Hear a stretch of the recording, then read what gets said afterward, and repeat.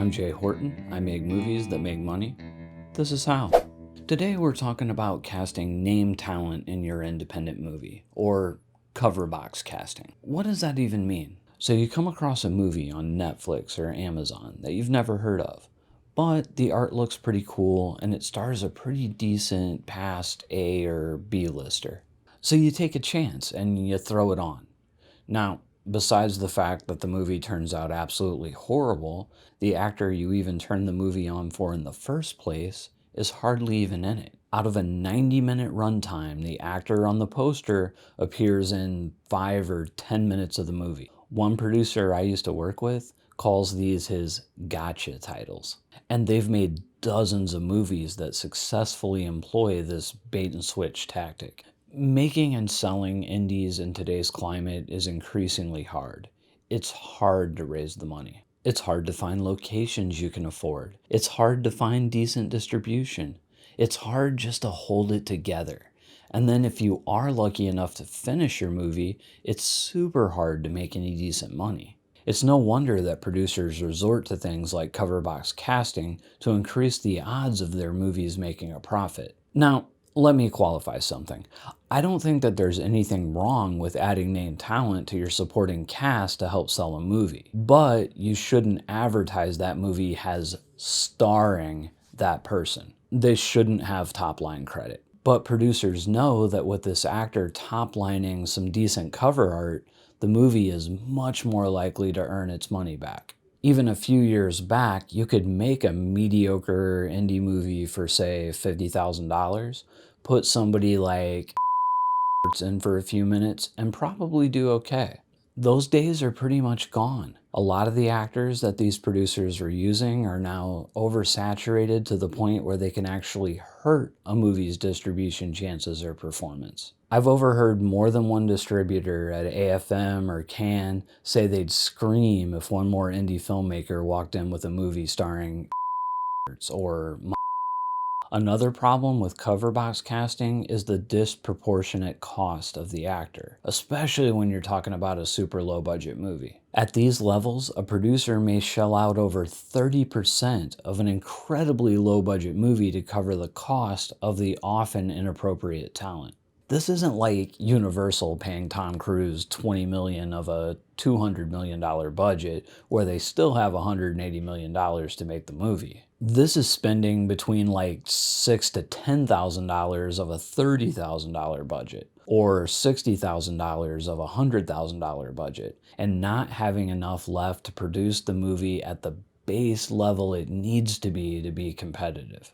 And then what usually happens is they try to make up for this by shorting the crew on their rates or eliminating positions altogether, like ADs or script supervisors. I can't even count the number of little indies I've worked on that have had name talent but couldn't afford a script supervisor or a decent craft services spread.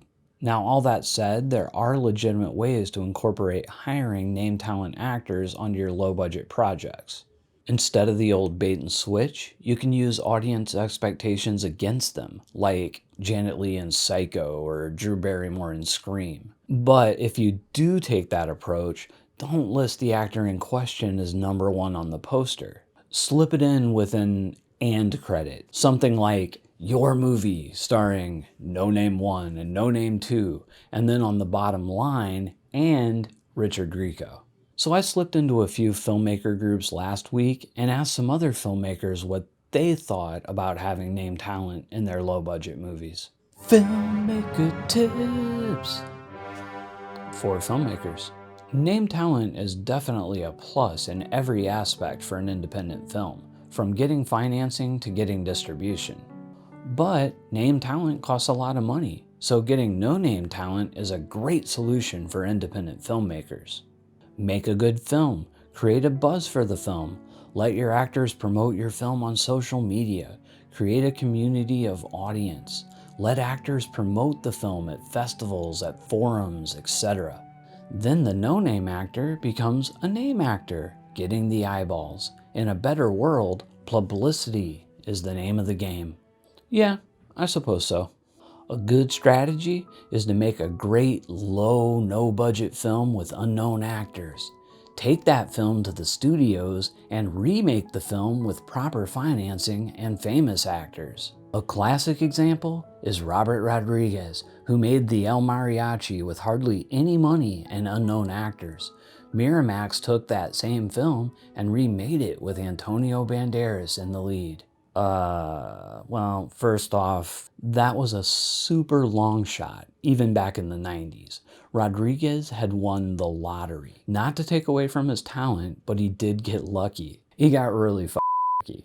He was an outlier then, and certainly is now.